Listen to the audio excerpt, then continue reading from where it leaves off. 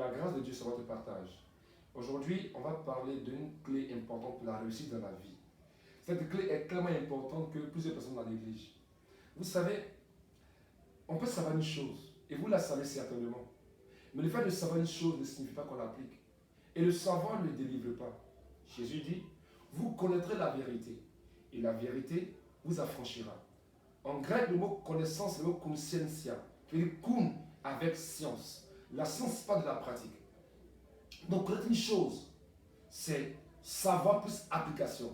C'est pourquoi Jésus dit, vous savez ces choses, vous êtes heureux pour vous que vous les pratiquiez. Vous pouvez savoir une chose, mais si vous ne l'appliquez pas, vous ne la connaissez pas. Aujourd'hui, je vais vous parler de quelque chose que vous savez certainement. C'est la clé de nos relations. Les personnes avec qui vous marchez déterminent votre avenir. Soyez-en certains, votre avenir se joue dans vos compagnies actuelles. Ceux avec qui vous marchez, s'ils vous font monter, alors ils vous font descendre. Si une personne ne t'impacte pas, ne t'affecte pas, alors elle t'infecte. Et plusieurs personnes ont des compagnies qui les infectent. Regardez, dans les maisons, souvent, un seul appareil qui fait masse, fait disjoncter la maison. Quand on branche l'appareil, le compteur saute et toute la maison est dans le noir. De même, souvent dans nos compagnies, une seule mauvaise personne fait tout disjoncter. Souvenez-vous de Akan avec Josué et Israël. Lui seul, Akan, dans le peuple d'Israël, ils ont perdu la bataille. Mes amis, le bateau allait très bien dans son voyage. Une seule personne sur un bateau, Jonas, et le bateau a eu des problèmes. Votre foyer peut avoir des problèmes. Votre entreprise peut avoir des problèmes.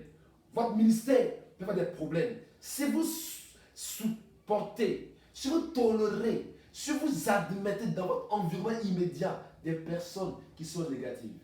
La Bible déclare, les mauvaises compagnies corrompent les bonnes mœurs. Les gens disent que je peux marcher avec quelqu'un qui est mauvais sans que ça ne m'impacte. Frère, chaque fois qu'une mauvaise personne et une bonne personne se rencontrent et cohabitent, soyez-en certains, la mauvaise personne contamine la bonne personne. Si vous doutez, prenez un habit blanc et allez dans les lieux sales. Vous allez voir que la saleté va déteindre sur la blancheur de votre vêtement. Chaque fois que vous marchez avec les mauvaises personnes, votre vie devient mauvaise. Sélectionnez vos amis. C'est très important. Car quand Dieu veut vous bénir, Dieu vous met en connexion avec une bonne personne. Mais quand Satan veut détruire votre vie, il vous met en connexion avec une mauvaise personne. Lorsque Satan veut détruire la vie de Samson, il a mené Dalila. Avec cette femme, la vie de Samson a été détruite. Faites attention à vos amis. Faites attention à vos connaissances. Faites attention aux personnes avec qui vous passez le plus de votre temps. Et si tu n'es pas encore marié, la connaissance la plus importante de ta vie, après celle de Dieu, c'est ton conjoint. Ne te marie pas parce que tu brûles. Ne te marie pas parce que la personne est trop belle. Marie-toi avec une personne qui te fait avancer dans ta destinée.